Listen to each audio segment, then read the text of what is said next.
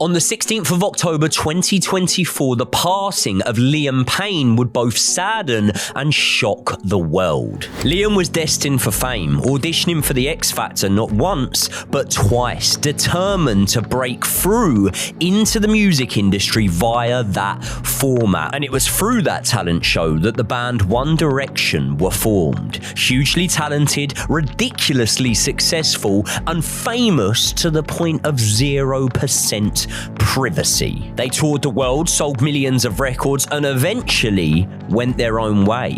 Liam became a father, launched his own solo career. He had continued success, but spent years fighting demons. Demons that many wouldn't have known about when the former One Direction star was facing years of constant online abuse. And I get it, all celebrities will get hate and there is a downside to it, but the Liam Payne hate did feel like it really elevated any that I had seen before at that time. Until much of that hate actually cooled down. Liam disappeared, and when he came back, he spoke openly about his struggles with addiction. He spoke about his intentions of doing good going forward, and he spoke about the fact that he was now in a better place. And then just a few months later, Liam Payne was gone. So in today's video, we are going to detail the life of the tragically deceased singer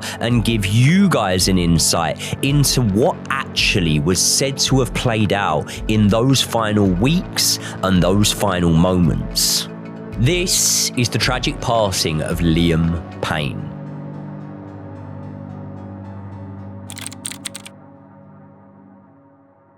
Now, very quickly, before we get into this, we just want to say that this is a tragic case of a passing of a young man who's clearly struggling with his mental health. And if you or someone you know are dealing with anything like this, then we will leave some resources in the description for you. Just remember that you're never alone and we will do everything we can to support you. So yeah, just bear that in mind before watching this one. Now, let me tell you a little bit more about Liam. Liam James Payne was born on August 29th, 1993 in Wolverhampton, West Midlands in England. And he was actually 3 weeks premature when he was born. And he also suffered with various different health complications when he was first coming into the world. Basically, he had a scarred kidney, which he said resulted in him having to have 32 different injections every day just to be able to manage the different health conditions that he was having. And as he got a little bit older, he was suffering quite a lot with bullying at school. And this resulted in him at the age of 12 years old, actually having to go through boxing lessons just to be able to protect himself and feel safe from the bullies at school. But he stuck with education and managed to get 11 GCSEs before going on to study music tech at the City of Wolverhampton College. But it was in 2008 that something happened which completely changed Liam's life forever. When he was just 14, he auditioned for the 5th series of the X Factor in front of judges Simon Cowell, Cheryl Cole, Danny Minogue, and Louis Walsh. Joey, can you remember the song that he actually sang on his first audition? Silly question. Can you actually remember this? I remember everything like this, don't I? This is crazy. Your knowledge is encyclopedic. Michael Bublé? It was very close. Know how I feel. It was a similar sort of vein. All the artists. It's not that that's a Michael Bublé. Obviously, the original's not. But what I'm saying is he sung it like Michael Bublé. Yeah. It was Frank Sinatra, "Fly Me to the Moon." Classic. Was it? Yeah. I thought it was a new dawn. Yeah. You would have thought like a 14-year-old might have sung a more contemporary song, but he went for something really classic. Frank Sinatra, it's a classic. Neo, you know what I mean? Akon, all the same. All the same. Yeah, fair enough. And he made it all the way to judges' houses before he was cut from the competition, with Simon Cowell suggesting that he should come back in 2 years' time. Now, it's key to remember that he was just 14 when he auditioned the first time in X Factor in the 5th series of the show. So to say to come back in 2 years' time, I was still surprised about that. And I actually didn't even remember this, but I didn't think you could be a kid and audition for these shows. I don't even remember that. Can you remember any other kids that were this age actually auditioning? Yeah, like I think if you look back, Cher Lloyd was about 15, 16 when she auditioned. I mean, to put it into perspective, you know, they had like the old category. Do you remember when they went to live? Was it like 45 plus? No. Listen to this. They had boys, they had the boys, they had the girls, they had the bands, and then they had what I'd always thought was like the old category. Plus 25. They were plus plus 25. Yes, it's all coming back. So we would have been one of them. That is terrifying. You know, we're officially old in X Factor exactly. eyes. You have always thought of yourself as you describe yourself, don't you, as a sort of Zayn Malik-esque character. You would have been more along the lines of a Susan Boyle, age-wise. And potentially singing ability-wise. There you go. Because you're actually way closer to Zayn in age than Susan Boyle. You're literally like Zayn's age. I probably am Zayn's age, yeah. But to say that we would have been in a category in which we were the old people in the show with like Wagner and people like that tells you everything you need to know, doesn't it? Flatley. Yes. What are they up to now? Wow. No, but to be fair, I think that what that does is, as well as, you know, is a gentle reminder that we're getting older quickly. Maybe not so gentle, what it does is it shows just how young these boys were, because we talk about like being propelled into fame and people that go viral and stuff like that. I think it's worth noting that the X Factor of, I don't know if you could actually tell me what year Liam was on it, but I remember that 2008 was the first one and 2010 was the second one. Right, okay, so 2010, which is the one where the band was formed, was very, very different to the X Factor of, let's say, I don't know when they stopped doing X Factor, but a couple of years ago, right? In terms of ratings. At this point, right, every household that was home on a Saturday night had the X Factor on, I'm going to say, in the UK. Yes. Agreed? Absolutely, yeah. It was sort of so... It was like appointment of view television. That's where that sort of phrase really came from, wasn't it? Like you would set it and go, I've got to be home at this time because X Factor's going to be on. My whole family are going to be watching it and we're going to watch the show. And to give you a bit of context, right? X Factor was not like Eurovision. It wasn't, you know, tuning in to see performances and performances only. It was modern day reality TV in that pop star format. Do you know what I mean? So by this point, right, you were getting a lot more background story and stuff like that on contestants for, say, One Direction than you would have had for like Will Young, Gareth Gates, people like that. Yeah. And therefore, what do they call it? Fandemonium? Do they call it Fandemonium? Well, yeah. Pandemonium is they the call it Fandemonium. That's the term. That there was something that One Direction 1,000,000% suffered from. It was a talent academy, wasn't it? If you start thinking about it in football terms, it's finding the young players, the next generation of superstars, and that is exactly what X Factor did. They tried to find the younger talent out there and then make them into superstars. And really, when we're talking about models, that is what Simon Cowell really wanted to do. He wanted to find that. So just quickly, in your opinion, because I've got my opinion on this, would you then say from the two performances, from the fact that when he done the second performance, they were going to scrap them and then they put the band together, would you say that Simon Cowell sort of built that band around Liam? I don't know about around Liam, but people said that he was the most talented one, didn't they? Do you feel that way? It felt to me personally like the band was built around Liam. Yeah, really? Why? Because of the fact that he had been on there before and Simon had sort of made this promise to him and Simon spoke about that in podcasts since and stuff like that. But out of the auditions for that series, Liam's was the one that had significantly the most time. So to put it into perspective, like Niall's audition was maybe shown for less than a minute. Louis was maybe shown for less than a minute. Zayn had a little bit longer, I think. Harry might have had a little bit longer, I think. But Liam's was the audition that stole that show, that episode, that weekend, when whatever it was. And none of the other boys did. And also the fact he had been on there twice and he had dealt with Simon Cowell. And I think when he went to judges' houses, maybe the first time round, it was Simon's house. Therefore, Simon being the manager of the band, that's how I felt. Yeah. So let me go back then and tell the story about 2010, because this was the second time that he actually does go there. And he sang Cry Me a River in that show. So again, that was where he then went through to judges' houses, and that is where they did make the I suppose the judgment that he wouldn't be able to go through as a solo artist, which he was obviously devastated by. Let's just make that clear. And that's when they then talked about forming this band. As true crime fans, I'm sure you have watched loads of documentaries on Netflix or Amazon Prime, whatever platform it is. If you're not watching it on Joey and Josh, which by the way, you absolutely should, make sure you subscribe if you aren't already. And you'll have found that you might be able to access those documentaries a little bit earlier if you use what, Joey Knight? A VPN, and more specifically, Surfshark. And do you know how recently I used my Surfshark myself, Josh? Definitely within the last month. Within the last week. Oh, yeah? Mackenzie Shriller is the main character featured in a new real-life documentary on Netflix called The Crash. And this was a case that I had followed, right? So I was excited for the release of it. Then I find out that the UK get it about 48 hours later than everyone in America. So simply logged in, changed the location for the IP address. Job's a good one. So you're telling me we can get ahead of every single other person by getting access to all of this content if we just use a VPN? Oh, you can get way more than just that, my friend. Yeah, because if you're traveling a lot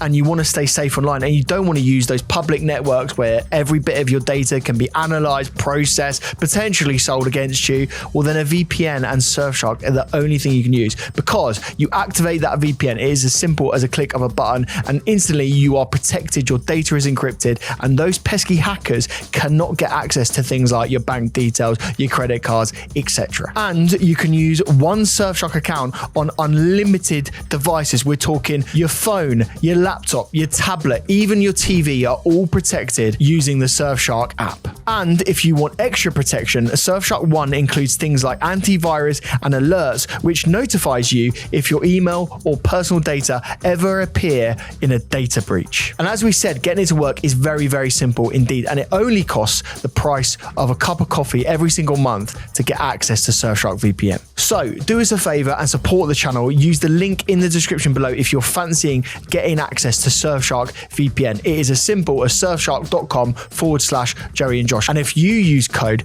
Joey and Josh at checkout, you'll get 4 months extra when you sign up to an annual plan. Big thanks to all of you for supporting Surfshark. Now let's get back into the episode. Well, yeah, let me just take you back then to 2010 and tell you the full story of what happened in that X Factor. Liam, in the first stage, actually sang Cry Me a River, but he couldn't make it through to the boys category. And this is where something that would change his life forever actually happened. It was actually guest judge Nicole Scherzinger, along with Simon Cowell, who paired Liam Payne with Harry Styles, Louis Tomlinson, Niall Horan, and Zayn Malik to form the band One Direction. And again, I completely forgot about this, but even though they went through the entire competition, I remembered this as if they had won the competition, but they didn't, did they? They came third, didn't they? They came third place, which I couldn't believe. Can you remember first and second place? So One Direction year. 2010. Yeah, 2010. I'm sure One Direction year was the same year as Cher Lloyd,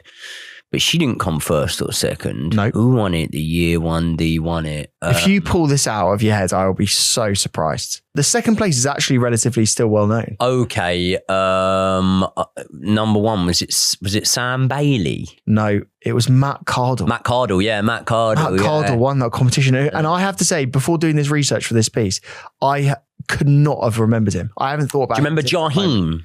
No. Was he in that series as well? Think so, yeah. Second place was a very talented female singer.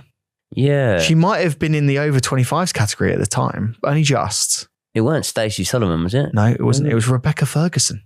Very talented singer who I think has gone on to do good things She's since. amazing. Do you know one of the best songs ever is Nothing's Real But Love? Oh, you could sing a lot of Rebecca Ferguson's catalogue, couldn't you? She's amazing. She was a very talented lady. And even though they didn't win the competition, Simon Cowell signed One Direction to a record deal on his label Psycho Music, and this is where they became worldwide superstars. Liam was actually described as the sensible one of the group, and he was also well known as being the most technically gifted singer. As Joey said earlier on, they pretty much built the band around him. And he also co-wrote a lot of the band's tracks, especially on their third and fourth albums. And I think what you guys all know is that the band were absolute megastars. They sold over 70 million records, released 5 studio albums, 4 of which debuted at #1 on the US Billboard charts. And they also had 14 top 10 hits in the UK, including 4 #1 singles. And as you can imagine, all of the boys were getting a lot of attention. The press, the media, female attention, male attention, everything. They were getting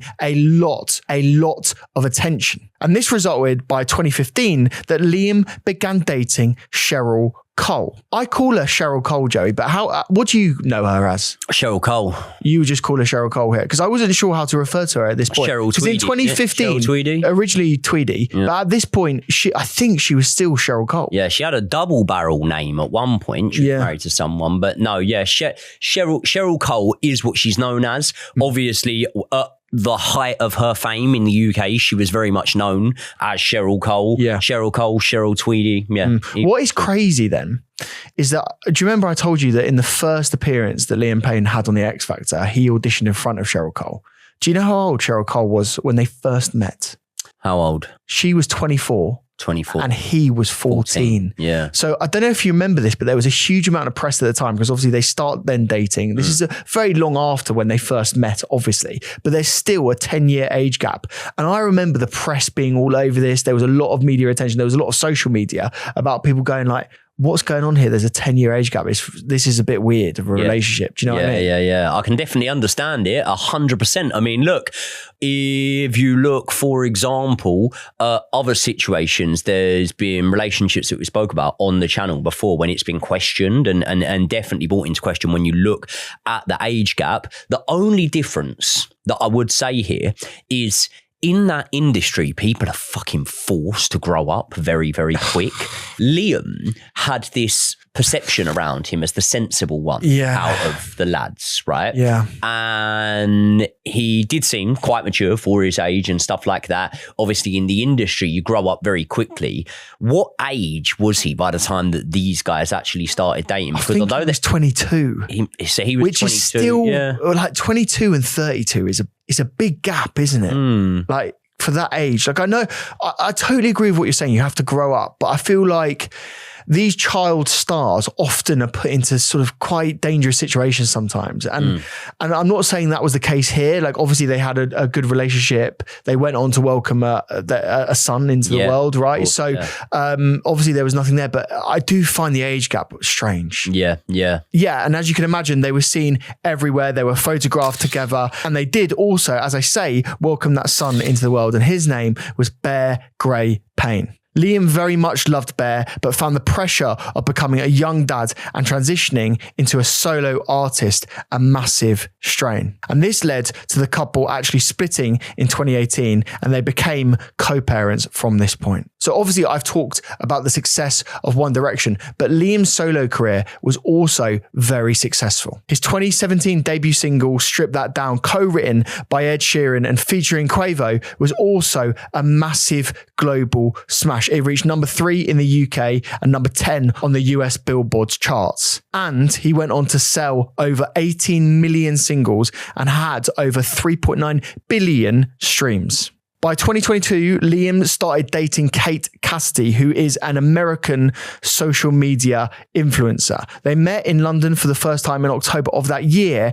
and went public a month later. And Liam often had to defend her against online trolls. A lot of people online were speaking very negatively towards her. And he said, "I never felt a love like I do for Caitlyn," and adding that she made him genuinely happy to be himself. And while they had a brief turbulent point in their relationship around 2023, they then went on to get together again in 2024. They attended weddings in Paris together, made TikToks, and she flew with him to Argentina specifically to support Niall Horan. And this is where the tragedy of this case really kicks off. Yeah, and when they flew to Argentina, do you know how long they were originally supposed to stay there for? It was meant to be a really short trip. I don't know how long it was meant to be, but it was like meant to be a really quick one, right? 5 nights. There you go. 5 nights. They were obviously living in America themselves, so South America, not as far as us flying to Argentina.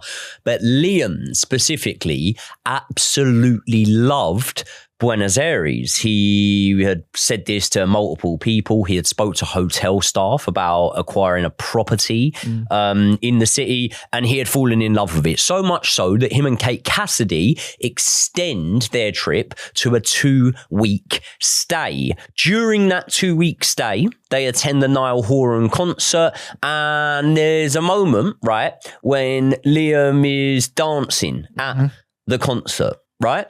And this is one of those things when I say, like, if the media are out for you, you're just fucking damned if you do and damned if you don't. You know what I mean? Because Liam came under fire, didn't he? Everyone was saying, oh, look at him. He can't accept that the spotlight's not on him, so he's trying to get attention by dancing in the crowd, right? I mean, other people could just look at it and go, no, do you know what? Like, he was really enjoying the fact that his old bandmate and longtime friend was performing at a gig and smashing it in another country. You know, when I say you're damned if you do, damned if you don't, if he was sat there... Yeah, really morose and really bored. Yeah. It's going to get front page, isn't it? Oh, Liam's bored at Niall's concert or whatever. Yeah. You're damned if you do, you're damned if you don't. But it does go to sort of prove the point that we were trying to hammer home in terms of like, social media were after Liam, weren't they? This is the thing. Like, I don't think it's just social media. I think we've got to talk about the media and the way that they hound people. This is a trope that has happened so many times with so many pop stars, so many musicians, sports stars, everything. Once the media has decided that you are so well known, so popular, so well loved, they will sometimes try and, you know, go for you and get you down, find all of the salacious information about you and try and, you know, tear you down. And I think this is clearly a story of that. The way that every single act, every single action that he did, the way that he looked, the way that he dressed, like pretty much everything was scrutinized and like dissected. And it goes back, and I really wanted to make sure this was really clear in the start of the episode. The bullying, you know, element that he had in his life was very much a trope that he had throughout his entire life. And I feel that this media scrutiny in the social media world very much played into that trauma that he had when he was a kid about being bullied. And we've all experienced it. I remember, you know, being bullied as a kid, and I don't think you ever truly get over that. Do you know what I mean? Like, I feel like if you're shunned in society, even as a youngster, you retain that for the rest of your life. And so I can feel for him here in this. Well, it's funny that you mentioned not being able to get over that, right? Because some people will keep stuff in, but they'll still not project it towards others, basically. And that night, he meets Niall. He goes backstage. They have a hug. Niall probably doesn't know that that's the last hug he'll ever have with his friend. And then Liam's pictured outside his hotel and he's signing autographs for fans. He's interacting with them maybe in a way that you'd not expect from a lot of celebrities nowadays. And it just jogged my memory there. He had one fan literally thank him. He said, "You saved my life. Your music saved my life," and stuff like that. Gave him so much time. And it's often the people that have the most inner trouble that are often willing to give people the most time and help people the most as well. Liam and Kate are loving Argentina so much that, as I say, they stay for those 2 weeks. And during those 2 weeks, Liam goes to a Paul McCartney concert, does some horse riding. He's learning to play polo within those 2 weeks. And the pair had date nights. They went bowling. They went shopping. They loved it. They really enjoyed their time over there. And they were documenting a lot of that time through their social media. And if you were watching either of the pair's social media, then you would definitely think that things were going just fine. Well, this is the point when the story takes a cruel turn, because on the 12th of October, the pair were due to fly back. Liam actually has some visa issues, and that means that he needs to stay. Now, the reason many people will ask why Kate didn't stay with Liam is because the pair actually had a dog at home, and they obviously had a dog sitter, but they had things they needed to be back home for. It wasn't just the dog, but ultimately it was easier for one of the pair to go, one of the pair to have stayed. It wasn't a big deal. It wasn't an argument. It wasn't that Kate left Liam. It was down to the visa issues, right? And now when Liam is actually sorting out his visa, there's a questionnaire, right? How often do we just, without thinking, we just tick no. Have I read them all? Yep, well, fill out the questionnaire. Liam doesn't do that. Liam is honest on his questionnaire. They ask him something along the lines of, do you have a history with mental health or with substance abuse? And Liam ticks the box. He has checked himself into rehab before at this point. He's honest with them. And that means that he actually is required to allegedly take a drugs test as part of his application to get his visa back. It's alleged that he takes that drugs test and he passes that drugs test. There's alcohol, minor traces of alcohol in his system, but nothing else at that point. And that's on the 12th of October. And it's alleged that on the 15th of October, he passed that test with just minor amounts of alcohol in his system. But this is where so much confusion comes into this case. And this is often the case where either crimes or incidents happen abroad and there are inevitably crossed wires between the two police forces. This can happen when crimes happen in the same country and police forces are dealing with something. So when they're across international waters and whatnot, it's completely different. Basically, one of the reasons I say that this is a sort of grey area of the case is it's alleged that Liam passed that test on the 15th of October. However, on the 14th of October is when he allegedly leaves the hotel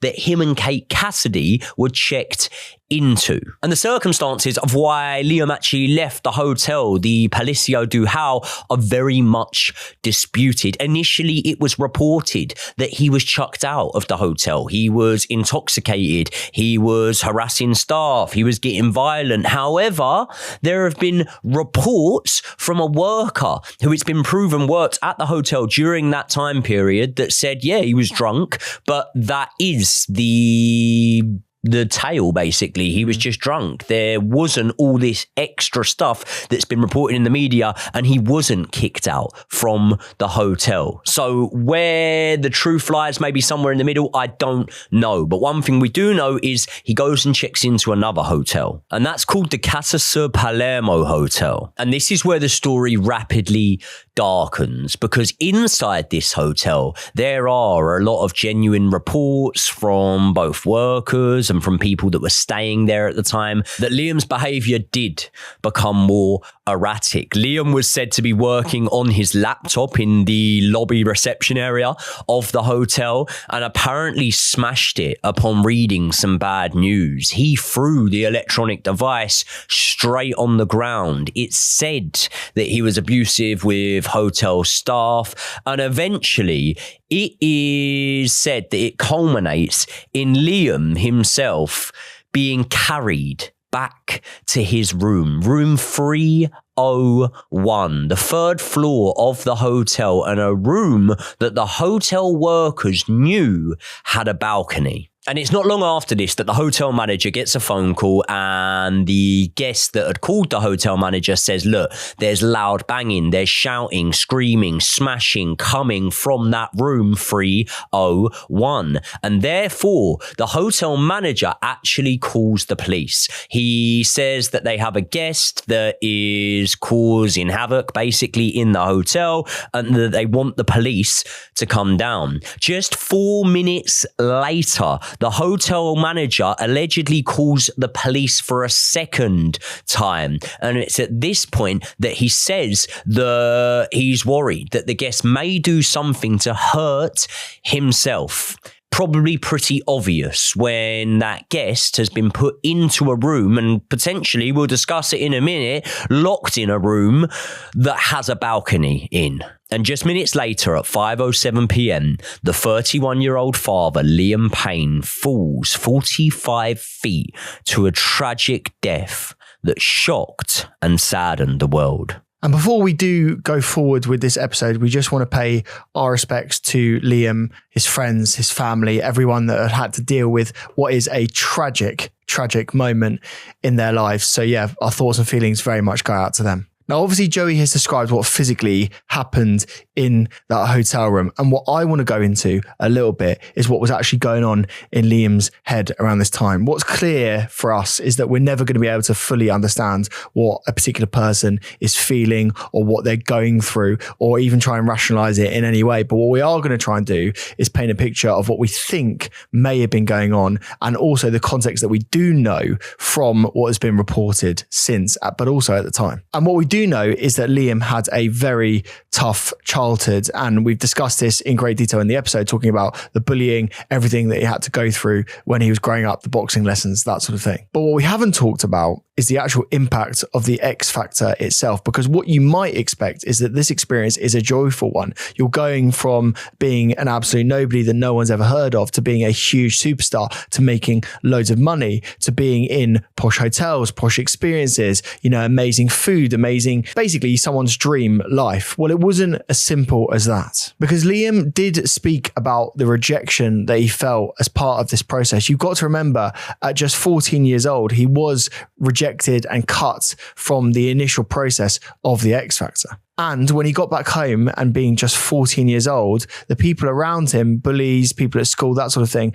actually made fun of him for being rejected. It wasn't him being raised up as being this amazing singer at just 14 years old. It was the fact that he actually got cut from the show that was the resounding memory in his head. And even in 2010, he might have viewed the solo rejection, him being an artist in the show and not being able to continue as a solo act, as a failure. And even One Direction actually finishing in third, they didn't even win the show. So again, it's more feelings of rejection and more pain. And then the true tragedy really comes in at this point, because as we've said, fame is an awful thing sometimes. You can imagine he was a very normal boy growing up in very normal circumstances, wakes up one day and is just, as I say, a normal teenager. The next day, he's known by people all around the world, and he has to deal with a lack of privacy. He has to deal with people screaming at him. He has to deal with going through airports and being photographed and paparazzis and that sort of thing. And all of the One Direction members have spoken in interviews, and Liam in particular has spoken about this, the fact that they were actually locked inside of hotel rooms for their own safety sometimes when they're out touring and on the road. And you can imagine the feeling of claustrophobia and lack of privacy and lack of any personal life really was taking a toll on these very, very young lads. And he's spoken about this afterwards, that he would actually use alcohol to numb the feelings of pain and loneliness and claustrophobia just to be able to get through the day. And in one interview in 2019, he very disturbingly said that the pressure and scrutiny around him almost killed him. And that is very devastating when you learn what happened in 2024. And what is the most gutting part of this is that he very much opened up about how he was feeling. This wasn't a secret that he was struggling with his mental health. He's spoken several times about feeling despair, about feeling depression, and that he was actively trying to get help for it as well. He had the pressure of Bear and what people described as a failed relationship with Cheryl. And he also had the stress of moving into a solo artist after One Direction disbanded. And this made things way worse for his mental health. He was mocked for his music style, his interviews on the red carpet, and really disgustingly about his appearance as well, as people thought that he'd had surgery on his face. Yeah, see, this is what I was going to say. Like, maybe after the incident happens, we all go through things and start really going through with a fine-tooth comb or whatever, and maybe we overanalyze it. But I'm genuine in what I say in terms of feeling like Liam Payne was a big target in the media in terms of the sort of content that YouTube creators would make. Specifically, when you just said about in terms of having work done, cosmetic surgery, I remember so many YouTube videos that were getting millions of views on that exact topic and that exact debate on whether or not this man had had lip filler and stuff like that, which, let's be honest, is more than your normal celebrity gets in terms of spotlight being shone on them, and very much so in a negative way when they're in quite a detrimental place mentally. Yeah, and it's also a very personal thing, isn't it? Like, it's not really just a fact of, you know, people are making fun of you for certain things. It's like your appearance, your singing ability, your talent. You don't go and get cosmetic surgery if you're happy with the way you look. Yeah, exactly. So again, you could start feeling all of the trauma that he's experiencing. And again, this is why I mentioned the bullying, because it just feels like it gets worse and worse and worse, and it's a very negative spiral. But in 2022, things got a whole lot worse for Liam, because he appeared on the Impulsive podcast, and on that he said some very troubling things. Well, before you go into that, this for me was the height of the Liam Payne hate. This was when I really, really noticed it. This was when I noticed definitely a lot of memeable moments coming out and things that people were sharing and stuff like that. And this, for me, looking from the outside, looking in, would have been a catalyst in the downfall, to be honest with you. Yeah, and correct me if I'm wrong, right? He was drinking on the episode as well. Like, it's quite clear that he was actually drinking alcohol on the episode. Potentially, yeah. So again, you know, even being on a podcast under the influence, I mean, we're under the lights all the time. We have to experience this. Like, you know, sometimes when you're drinking alcohol, I mean, you'll know this better than I would. When you're on a live stream or you're on a podcast, you can say stupid things and you can not necessarily be yourself either. Not only can you say stupid things, right? Whenever say, for example, if I'm drinking on a stream, on a podcast, something that I've not got control of the edit of or whatever, yeah, vast majority of the time, they're asking me about how a footballer's playing, how a football team's been playing, how a boxer's fighting, how he's been fighting, yeah?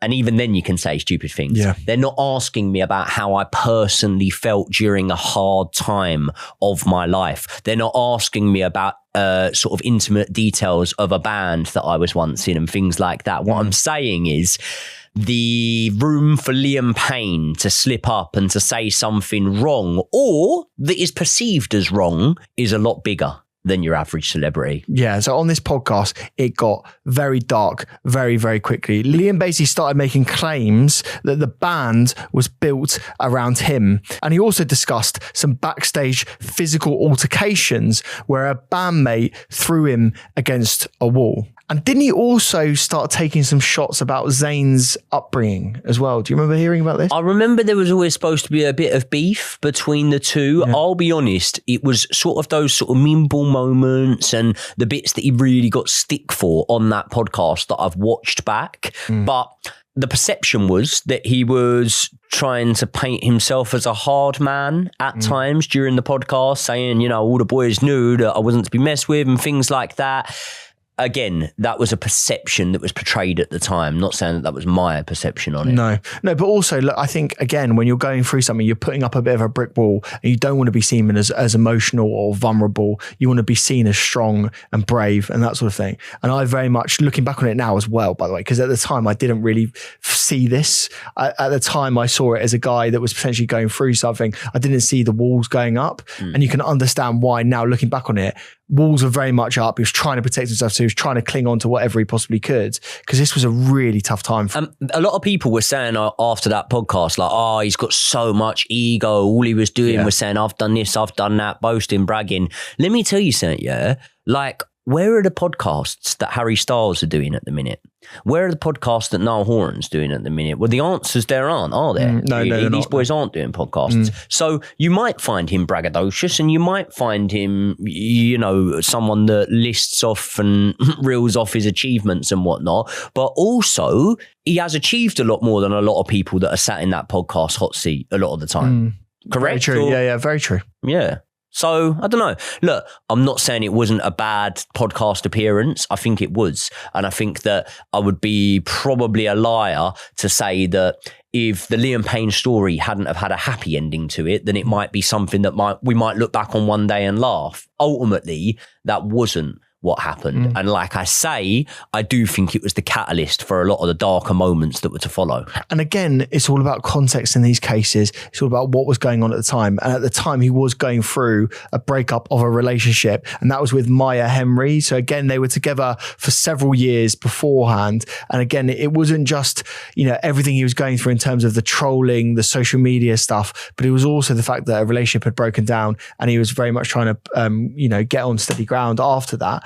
And again, I think what's clear with Liam as well is in the moments of loneliness, he would really struggle. He would often get joy and be, you know, in a better place when he had people around him, which is very much, you know, this is a very common thing with people that are suffering with depression.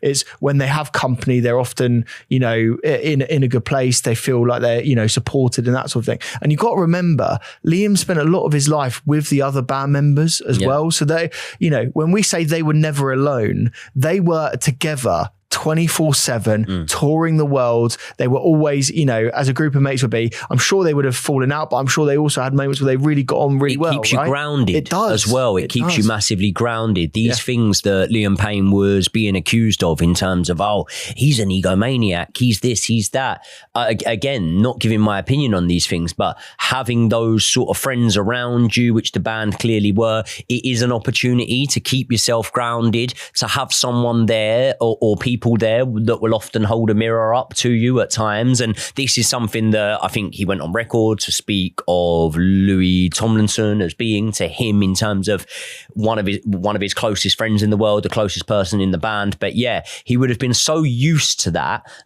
when you come out of that, say, for example, your career is not going in the exact direction that a Harry Styles is, for example, I think that there can be a lot of room for, I want to say the word boredom, but there's a quote about the devil and boredom, isn't there? Do you know what I mean? And it's within those times that Liam would find himself, in my opinion, gravitating towards areas and let's call them hobbies that weren't going to serve him well at all. Yeah, so this podcast, I believe, was in late 2022, wasn't it? Can you tell us what happened after that podcast then? Well, yeah, basically, he just has a couple of months of backlash after that podcast, and he does kind of disappear from socials during this time. And after a couple of months, he goes out for a meal. There's a waitress that he hits it off with at this meal, and that waitress is Kate Cassidy. The pair start dating, and things progress very quickly between the two. But that didn't necessarily mean that Liam's inner demons and the problems that he was having, especially with substances, were just a thing of the past, because in late 2022, Payne quietly checked himself into a specialized treatment facility in Louisiana for 100 days to address the substance abuse and the mental health issues.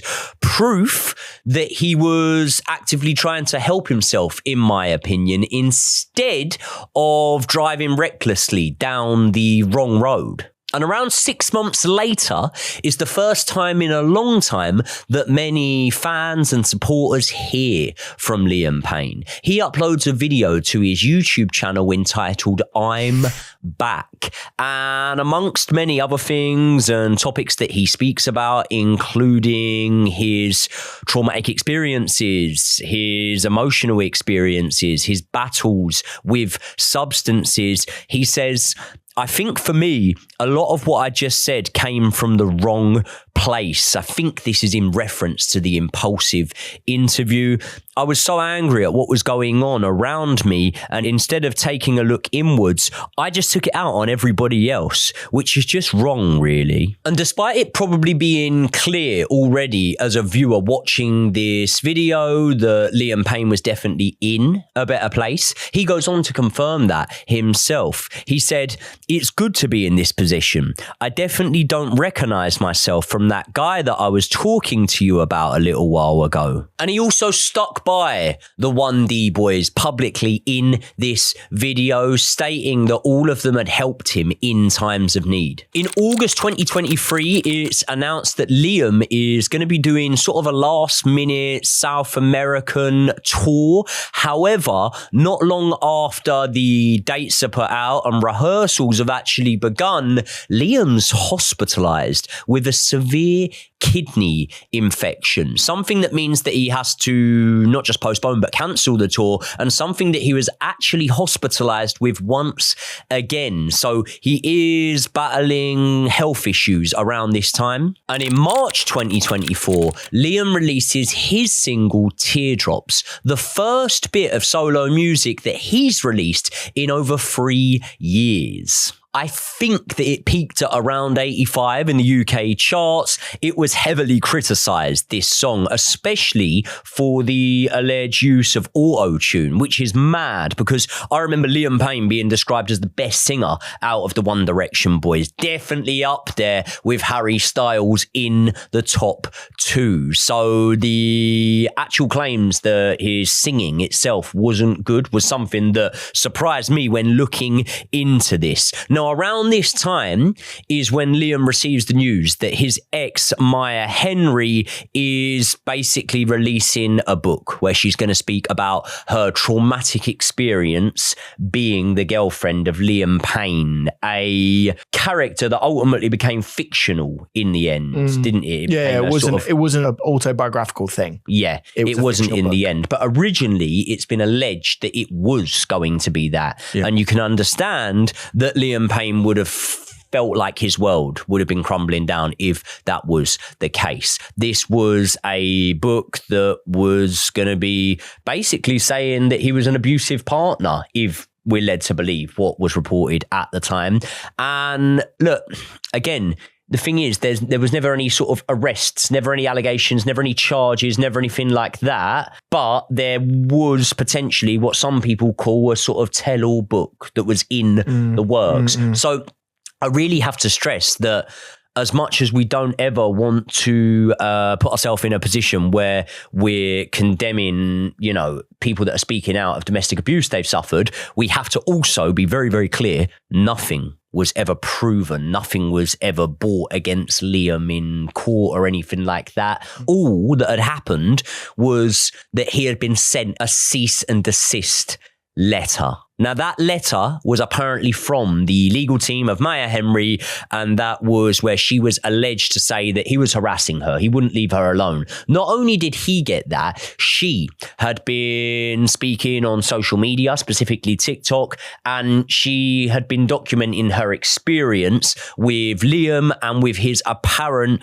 possessive nature. And also, his record label, Universal, dropped him just days before the incident. Basically, they paid out a lot of money originally to sign him and didn't feel like they had got the outlay back or had earned the money they expected to have been generated from his music, which did suffer setbacks and inconsistency, alongside the fear that the public perception, which was already at an all-time low, was about to rapidly change around Liam Payne. It's said that his PR firm dropped him just days before the incident. And you can imagine a time when you could be in a PR crisis, when you could really be in the headlines for all of the worst things.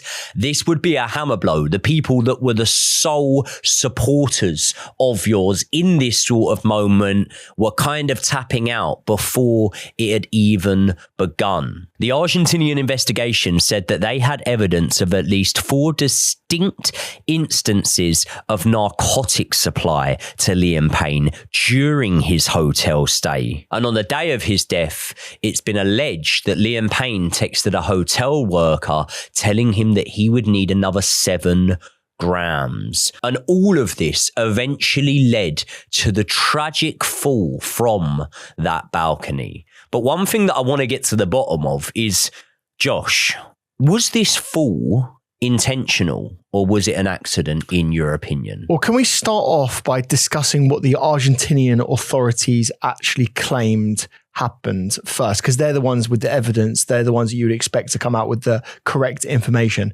Well, the Argentinian authorities said that there was no suspicion of foul play and there was no suspicion of self-deletion in this case. Again, we're only using those terms because that is what YouTube determines that we have to say, right? So let's go into what evidence the Argentinian authorities actually used to come up with that assertion. After that tragic fall that Joey has described, they autopsied Liam's body. And when they did, they found that there was no defensive wounds on his hands or on his arms. Now, what they have alleged is that people knowingly and sort of consciously throwing themselves over a side of a balcony naturally put their hands in front of them to stop that fall. And so what a lot of people in these circumstances do is they actually get defensive wounds as a result of putting their hands out in front of them. Now, in this case, there was no actual evidence of that being the case, I would say.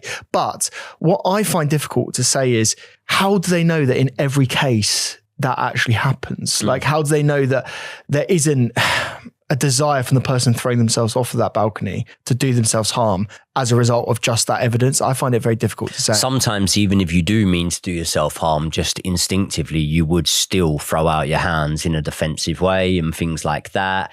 I mean, also in terms of, if you think about collision with objects, the other balconies, when you're flying, when you're falling down, from the balcony, I don't know. Yeah, I can see how they would come to the decision potentially that maybe he wasn't conscious during those moments. And yeah, they agreed with you, Joey, because what they said is that the lack of defensive marks showed that he was in a state of semi or complete unconsciousness when he went over the balcony railing, meaning that he didn't jump, he blacked out or slipped off the edge and was completely unaware of his surroundings. Now, there were witness accounts from the hotel, weren't there, that kind of back up this assertion. As you said earlier on, he was acting erratically in the hotel lobby. And so people felt that therefore that might be reason to say that he might have been under the influence and unable to make sort of conscious decisions, as it were.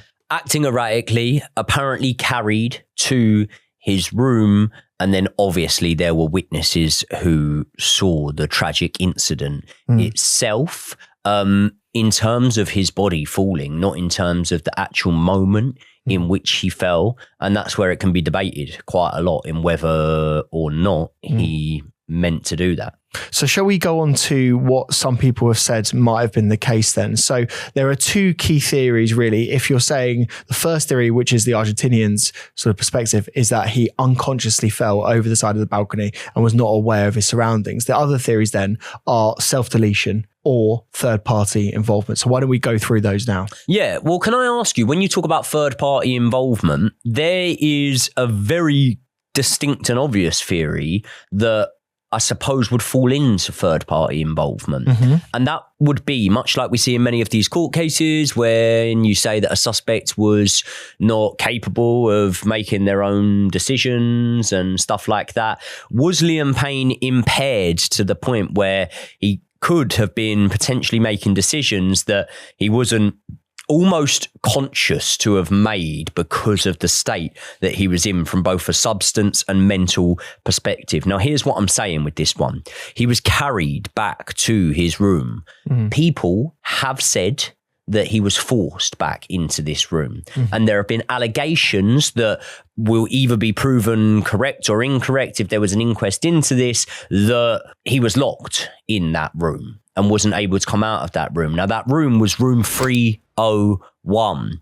The two police calls being placed within 4 minutes of each other would suggest to me that something happened in that 3-minute period for you to call the police once again, wouldn't it? Why would you call them, say, can you come here as quick as you can? And then you call them again. And then 2 minutes later, Liam Payne has died. Can you just clarify, when you say the police calls were made, who were they made by? Just to clarify. For the hotel manager is alleged to have made two calls to the Argentinian police. It's alleged that the calls were just minutes apart. What I'm saying is, why would you make the second call if the circumstances hadn't then changed?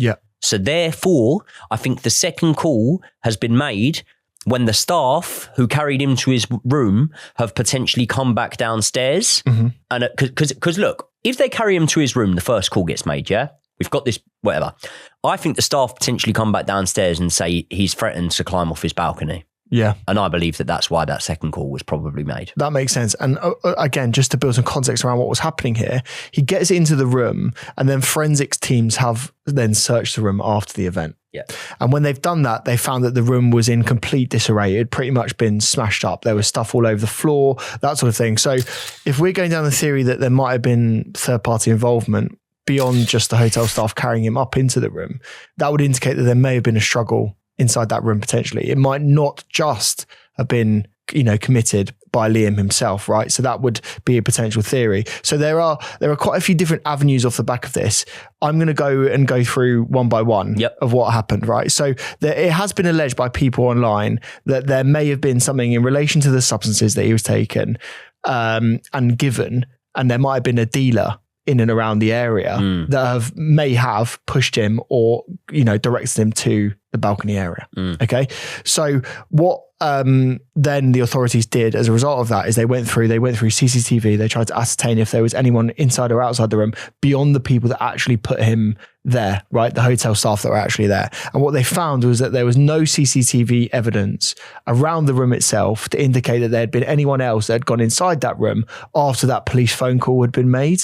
And therefore, that theory of there being a third party or someone that could have potentially hurt him has been discounted by the Argentinian authorities. There is a sort of sub-theory off the back of this that Liam might have been potentially trying to climb down from his balcony to another balcony in order to escape danger. And again, there's been a lack of evidence around this to show that he actually climbed from one balcony to another. So again, that's been discounted by the authorities as well. They say that's been discounted though. I don't believe that personally. Why not? I think that's the most likely thing to have happened. There was a brown leather bag reported to have been found just below the drop. Mm-hmm. Obviously, Liam didn't have that on him, and people said that they believed that he could have dropped that down there at the time of trying to climb off the balcony. Mm-hmm. The other reason for it is it's been alleged that he threatened to climb off the balcony. Mm-hmm. Alleged, remember? And the other reason for it is because Liam's best friend, or a man who called himself a best friend of Liam's, but is now a man that has come under heavy criticism, including accusations of abandonment. He said that Liam had a history of climbing from balconies. He said that during that time period in which you spoke of, where they were confined to hotel rooms and things like that, Liam had spoke to him about how sometimes he had crept off the balcony and stuff like that. So there was somewhat of a disputed, albeit, but somewhat of a history for that there. And again, you know, we will just say this is so tragic and we hate discussing it, but we've got to go through all the theories for you just to be able to understand and try and ascertain what actually happened in this case. That's the only reason why we're discussing this.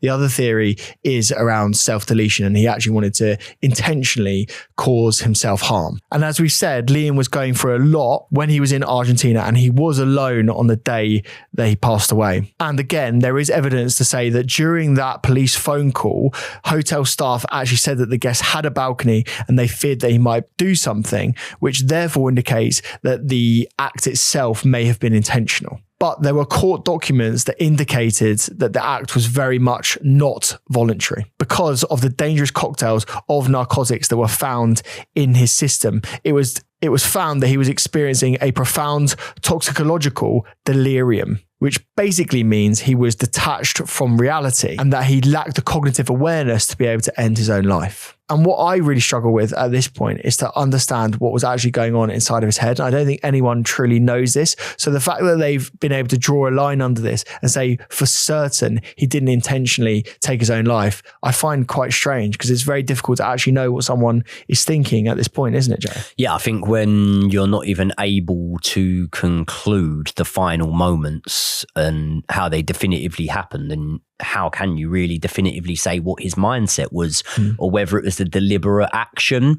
I think that because of the sort of fit of rage bout that he had in the reception, apparently, where he was smashing the laptop, the screen of his laptop, I think that because of that, there are sort of simplistic conclusions that you can draw to and say, oh, well, another fit of rage. He did something, and whether he had planned it or not, again, I think with all the context, there are routes that you can go down, but I do think they're easy lines to draw that maybe probably didn't get the investigating that they needed. Yeah, 100%. And look, all I can really say, because I think it's very difficult to really ascertain what directly happened here. All I can say is that this was a tragic accident in which Liam Payne loses his life. But beyond that, I don't think you can say very much more. The only thing I really do feel confident in saying is that there was no other third-party involvement, just because there wasn't anyone found to be in and around the room at the time. Beyond that, I think it's very, very difficult to know what happened in that hotel room. So when you say third-party involvement, listen, firstly, someone gave him substances. Yes. But what I mean by that is direct third-party involvement in the hotel room, which led to him falling off the balcony. And there were accusations of abandonment, weren't there, at the time? Yeah. And that abandonment was allegedly from Rogelio Norris, who I said was described to some as a best friend, in a way, of Liam's. How do you feel about that specific situation? Because the first thing that a lot of people said was, hold on, how can you get done for abandonment or whatever? Clearly, in my belief, Josh, not clearly, allegedly, in my belief, he was on the payroll in some kind of capacity. Yeah. Otherwise, you wouldn't even be saying this, would you? Yeah, I mean, look, in the court cases since, I think he's argued that he was just a friend and not necessarily on the payroll. So difficult to ascertain that, but I feel like he was on the payroll personally.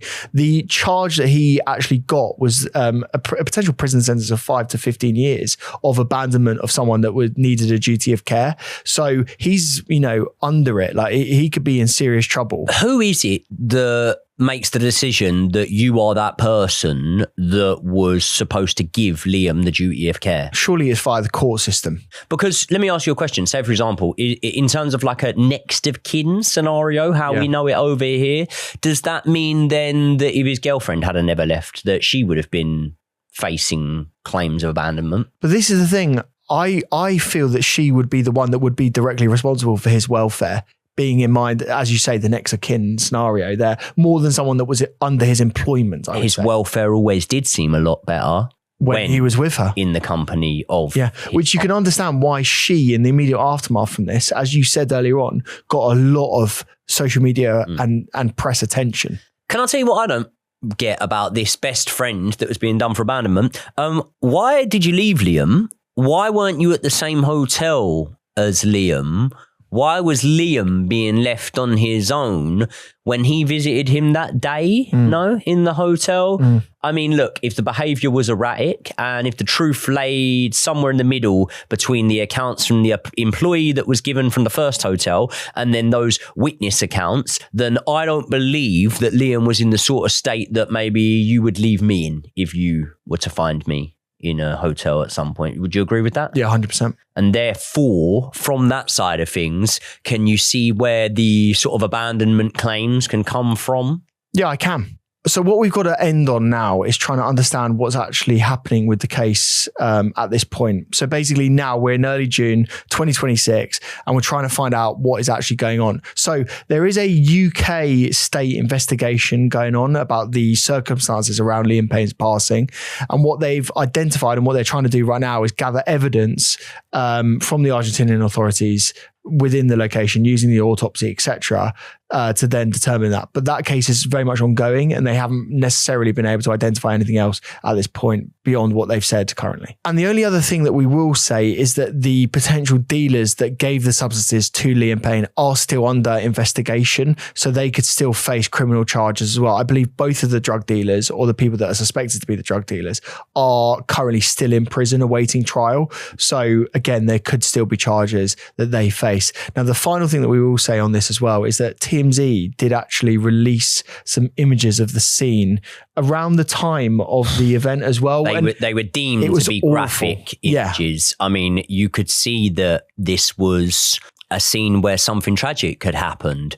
There were parts of Liam's body that were said to be in the images, and they faced intense backlash and scrutiny over this. Luckily, those images have been deleted and whatnot. So, yeah, I mean, the misfortune of those who saw them initially. And it does kind of lead us on to, like, I suppose, a quick chat on how we digest and how we act around these sort of incidents, because the death of Liam Payne doesn't seem a million miles or a million years after the death of Caroline Flack to me. And I remember in the aftermath of that, there was so much in terms of learning to be nice to these people that are in the spotlight, learning that if you don't have something nice to say, maybe just don't say it, and understanding that when someone is at the epicenter of criticism and controversy,